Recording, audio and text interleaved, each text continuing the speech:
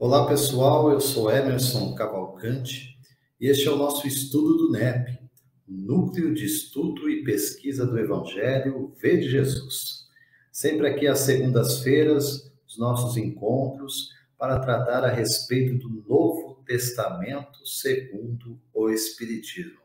Esta é a proposta, nos debruçar em torno desses escritos dos apóstolos, evangelistas, pessoas que viveram diretamente com Jesus, alguns deles testemunhas oculares da presença do Mestre entre nós, e outros que foram influenciados diretamente pelo seu pensamento há 20 séculos atrás, trazendo até os dias de hoje, passados esses 20 séculos, quanto o Cristo, quanto Jesus permanece atual, presente e real entre nós. É nesse aspecto, é nesse sentido, então, que procuramos fazer este estudo. Deixamos aqui a dica para aqueles que têm acompanhado ou que estejam chegando para acompanhar estes estudos, que na página do NEP, seja no Facebook, basta digitar lá NEP Vede Jesus, vocês têm acesso aos conteúdos, estudos anteriores, vídeos, os trabalhos e as atividades do NEP, assim como no canal do YouTube. Lá também, NEP Vede Jesus, basta vocês acionarem o sininho para receber as notificações cada vez que nós publicarmos um novo vídeo. Este vídeo está sendo gravado, como tem sido essa nossa sequência aqui no mês de fevereiro do ano de 2022, no sentido de retomada desses estudos neste ano, e vamos fazer essa sequência, então, de vídeos gravados até a última segunda-feira de cada mês. Na última segunda-feira de cada mês, então, faremos o nosso encontro ao vivo.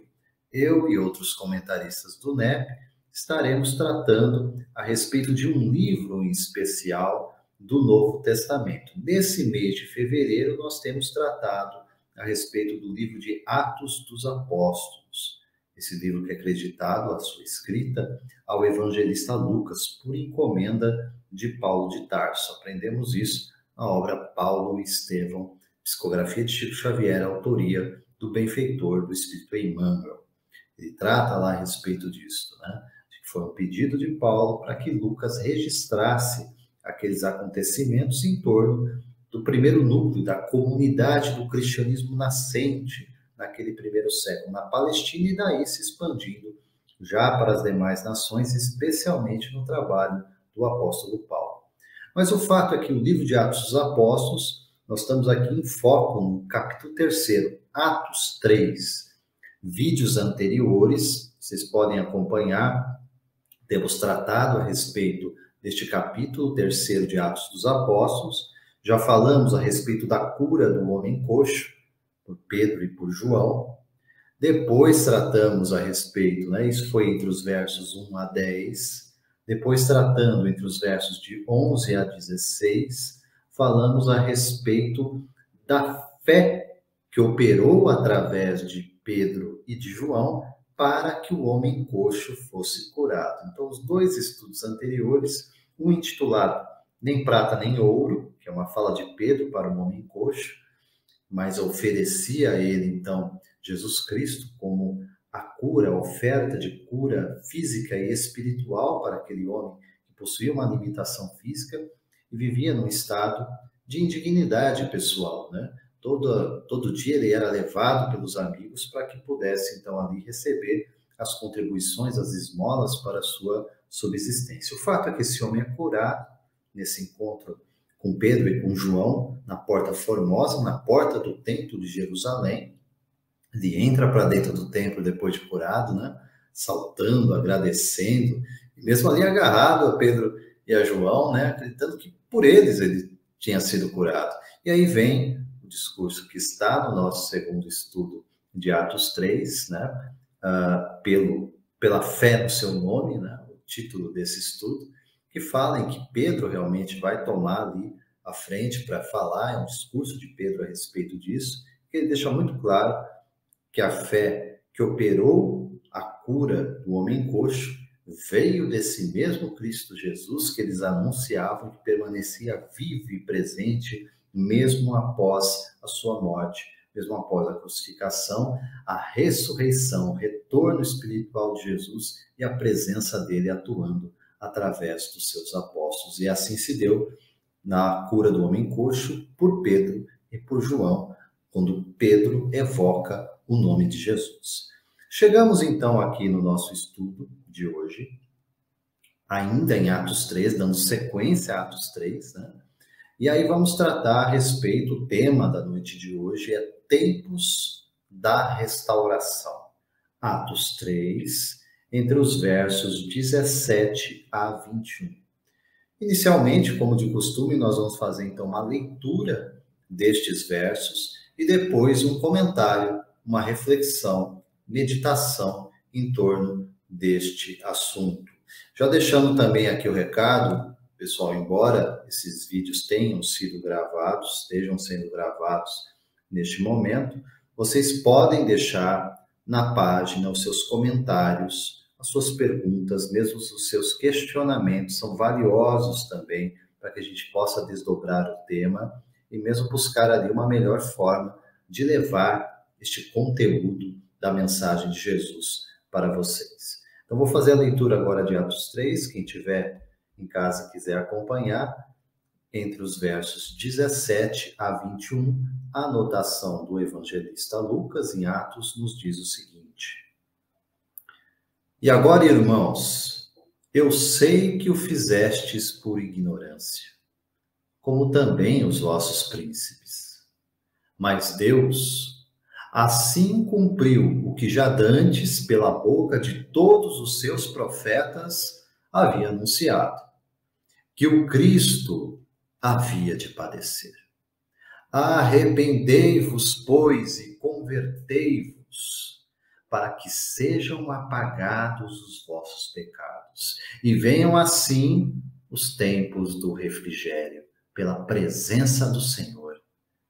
E envie ele a Jesus Cristo, que já dantes vos foi pregado, o qual convém que o céu contenha até aos tempos da restauração de tudo, dos quais Deus falou pela boca de todos os seus santos profetas desde o princípio. Esse é o texto, então, de Lucas, numa fala ainda de Pedro, uma continuidade desse discurso de Pedro, ali nas cercanias do templo de Jerusalém, após a cura do homem coxo. Nós vamos fazer aqui algumas observações que eu entendo sejam pertinentes para que a gente possa desdobrar esses 5 versos que nós temos para refletir nessa mensagem de Atos 3. Nós vamos ver que, inicialmente, a fala de Pedro fala a respeito da ignorância daqueles homens por terem, então, sacrificado, oferecido Jesus para ser crucificado. Lembrando que nesta cena em que ocorre aí a condenação de Jesus, temos Barrabás, né, alguém que era conhecido entre eles como um malfeitor, e Jesus. E aí, a ação, né, do povo, quando é pedido para que escolhesse quem fosse solto, a gritaria geral é para o nome de Barrabás. E Jesus, então, é levado à condenação, embora o próprio Pôncio Pilatos, como se diz, lava as mãos, não via naquele homem nada que pudesse condená-lo, mas já que alguém tinha que ser solto no período da Páscoa, aqueles que eles escolheram foi Barrabás. E Jesus, então, foi levado para a flagelação e depois para a crucificação. Então, Pedro, nesse início, né, o verso 17, ele está rememorando essa situação, tanto os príncipes, olhando, portanto, para os governantes envolvidos nessa situação, tanto os romanos quanto os judeus, especialmente entendendo aqui que o Sinédrio, né, que tinha uma função religiosa central na Palestina, entre os israelitas, né, no sentido de dar um direcionamento espiritual para aquele povo, eles estavam por demais atrelados ao poder de Roma, no sentido mesmo de condenar Jesus. A intenção era aquela, né? Que Jesus pudesse ser condenado pela morte em cruz, porque pela compreensão, mesmo olhando para a lei de Moisés, que dizia lá na lei mosaica, maldito aquele que morre no madeiro. E a intenção, então, era calar a voz de Jesus para que ninguém falasse a respeito daquele homem, porque quem morria na cruz era visto como um grande malfeitor, né? Era um criminoso de alta periculosidade. Nesse sentido, então, ninguém daria crédito àquela fala.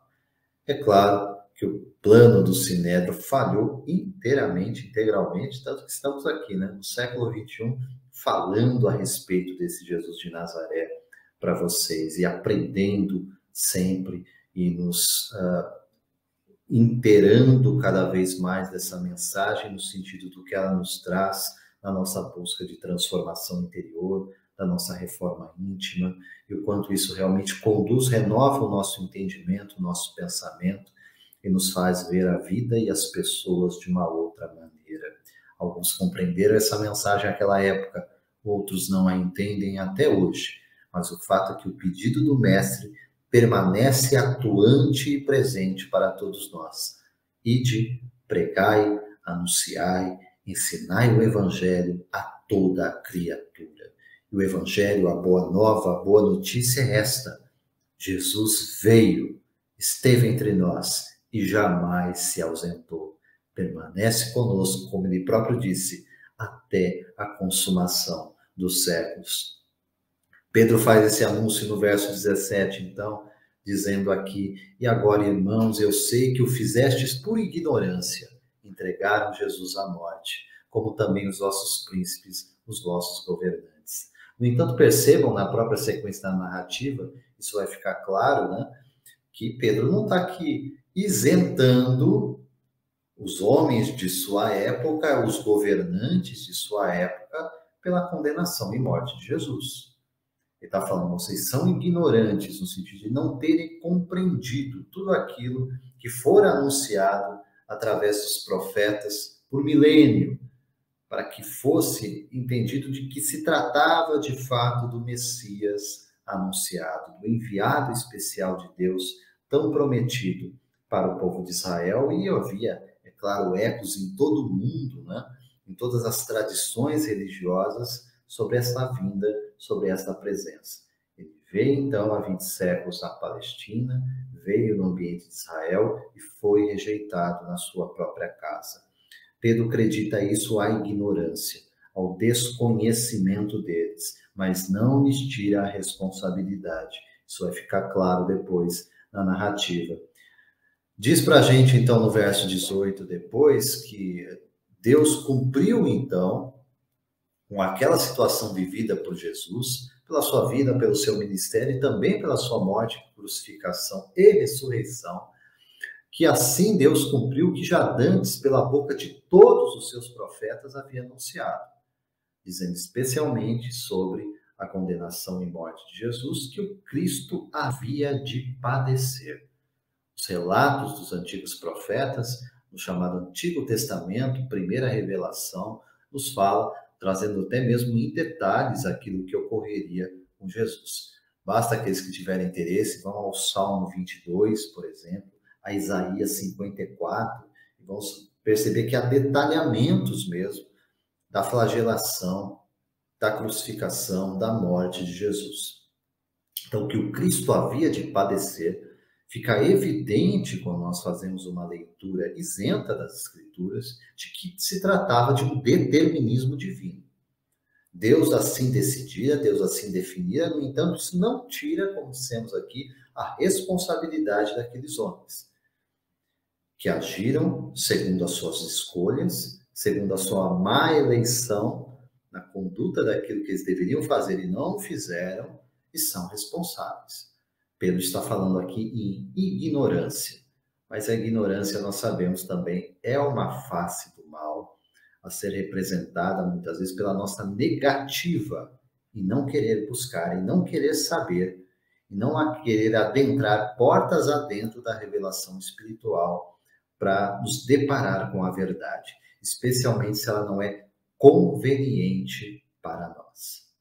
E Pedro está tratando também a respeito disso aqui, quando fala para a gente no verso 19, porque aí ele vai realmente bater na questão essencial para compreender esse sentido da ignorância e aquilo que havia sido anunciado pelos profetas sobre o padecimento do Cristo.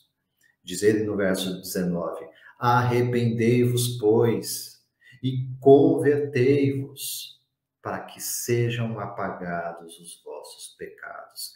Lembrando que os pecados aqui, o grego traz a palavra hamartia, que significa desvio, né? Desvio de rota, desvio de rumo, desvio de alvo. O alvo, né, nós sabemos, a partir da primeira revelação, há um só Deus, Senhor soberano de todas as coisas, que estatuiu leis para a nossa condução, para que a nossa consciência se harmonizasse com Ele. Desprezando essa lei, indo em oposição a ela, nós nos desviamos de Deus, nos afastamos voluntariamente do Pai. E é claro que, em consequência, em efeito disto, esta é a razão, é o sentido de falarmos a respeito de pecado. Desse desvio que nos lança na desarmonia, desse desvio que reforça as nossas imperfeições e que nos mostra rebelados diante de Deus. Então, Pedro está aqui falando qual é a cura para a nossa alma após esse desvio. Ele fala em arrependimento e conversão. Já citamos outras e tantas vezes aqui nos estudos, mas cabe lembrar toda vez que aparece esse anúncio, porque ele é recorrente, deve ser recorrente e deve continuar a ser dito por nós, que o arrependimento aqui, gente, não é apenas um pedido de desculpas, ou aquele remorso, ou aquele sentido, não deveria ter feito, desculpa aí, não faço mais, mas aí a gente volta a fazer. Não é esse o aspecto do arrependimento na mensagem do Evangelho. O arrependimento aqui, a palavra, né, diz respeito à mudança de mente, ao sentido de alteração de conduta, de entendimento das coisas. E quando se compreende a partir daí, então, esse aspecto do arrependimento, aí nós percebemos o quanto, de fato, tem tudo a ver com aquilo que a doutrina espírita, já no século XIX, a partir da codificação espírita com Allan Kardec, vem nos falar sobre a necessidade de autoconhecimento. Porque eu não posso mudar aquilo que eu não conheço. E quando se trata do conhecimento de si mesmo, nós não vendemos ilusão aqui, é algo, sim, doloroso, sobre o aspecto de reconhecer aquilo que não vai bem na gente. Reforçar, é claro, aquilo que já se estabelece como virtude, aquilo que já se mostra como um despertamento da nossa parte, para buscar essa nossa reharmonização com as leis divinas, como dissemos. Isso é positivo e deve ser incentivado em nós, mas sem colocar debaixo do tapete aquilo que ainda se mostra para nós na face da vaidade, do egoísmo, do orgulho que ainda nos caracteriza, especialmente no mundo de provas e expiações como ainda é a Terra. Falando sobre um período de transição, sem dúvida, estamos nós, indivíduos, em transição. Mas a questão é, estamos comprometidos ou não com essa regeneração da nossa alma? E aqui é o aspecto essencial para entender arrependimento, mudança de mente e conversão. Porque a conversão aqui é essa mudança de rota.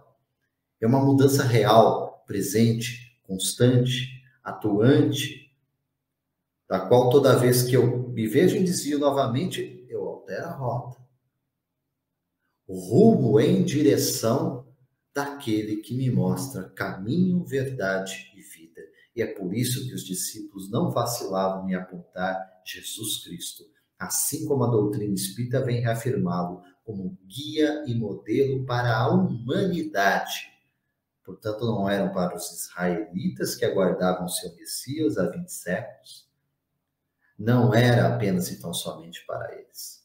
É para todas as criaturas deste orbe terreno.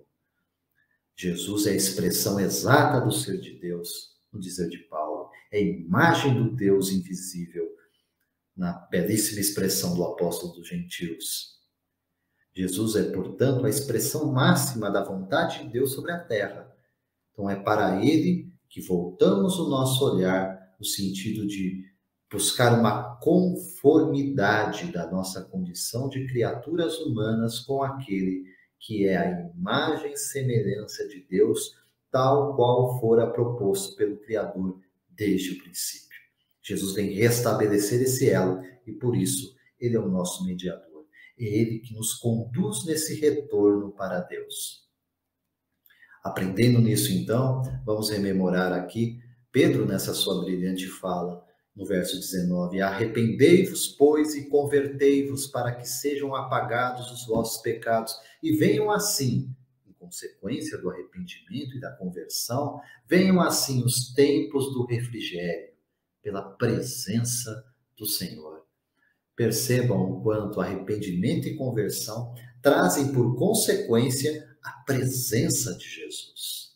Sim, ele, como dissera, 2 ou mais reunidos em meu nome, ali eu estou entre eles.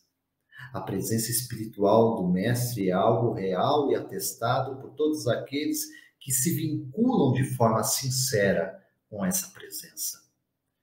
É nesse aspecto que Pedro está chamando a atenção aqui e usa essa expressão tempos de refrigério, em que a alma é acalentada, é acolhida. Ao sentir essa presença, de fato, nós somos consolados, nós somos aliviados. E não foi isso que Jesus nos prometeu? O vinde a mim, sofridos, cansados, sobrecarregados, eu vos aliviarei. Aprendei de mim, manso e humilde de coração, encontrarei o repouso para as vossas almas. É tudo que precisamos e é o que ele nos oferece. Rejeitar isso, portanto, é ir na contramão de tudo aquilo que anseia a nossa alma. Desejamos paz, harmonia, felicidade. Só encontramos isso nessa reharmonização com Deus que se dá através de Cristo Jesus aqui na Terra. Olhamos para a sequência, então, dessa fala de Pedro, dizendo que com essa condição de arrependimento, de conversão na presença de Jesus, ele nos é enviado, como dantes já vos foi pregado. É uma sequência, então, de entendimento aqui sobre essa vinda, este retorno de Jesus para os nossos corações.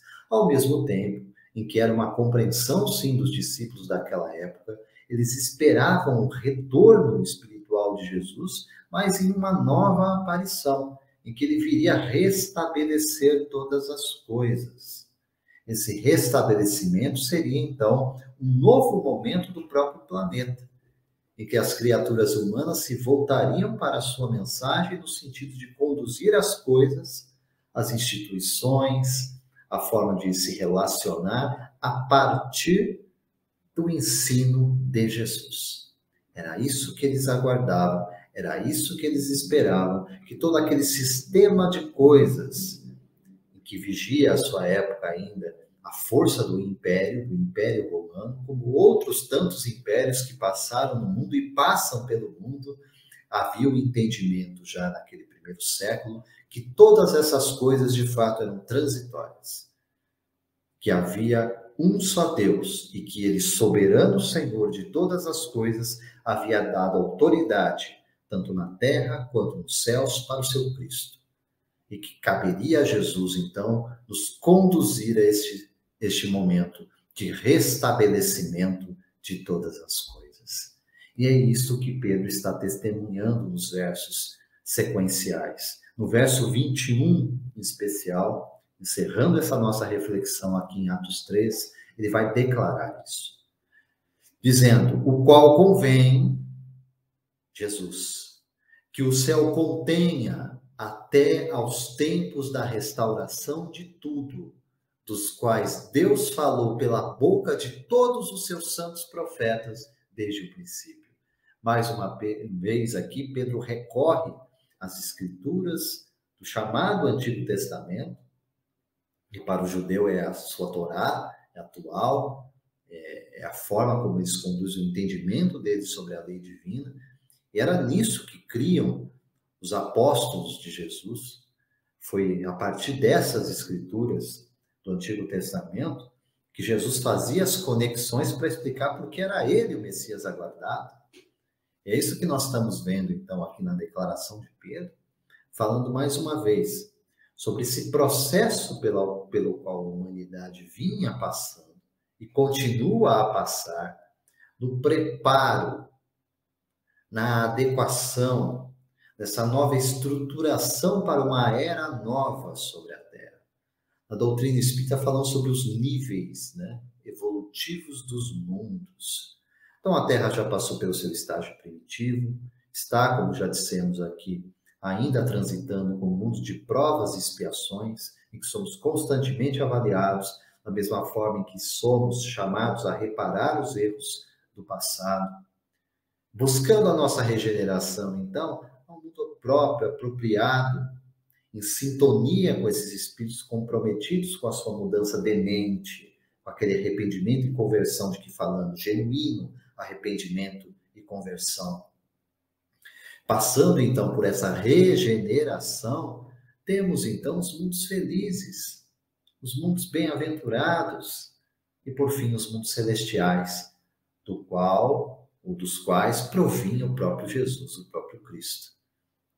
Então, esta sequência do processo evolutivo, Pedro está descrevendo no aspecto de que o céu contém ainda esse retorno de Jesus para nós, no sentido dessa compreensão, dessa expansão da nossa consciência na mensagem do Evangelho, para que ele não seja apenas palavra, para que ele não seja apenas retórica, para que, de fato, possamos olhar ao nosso redor e perceber que a sociedade se move nessa direção.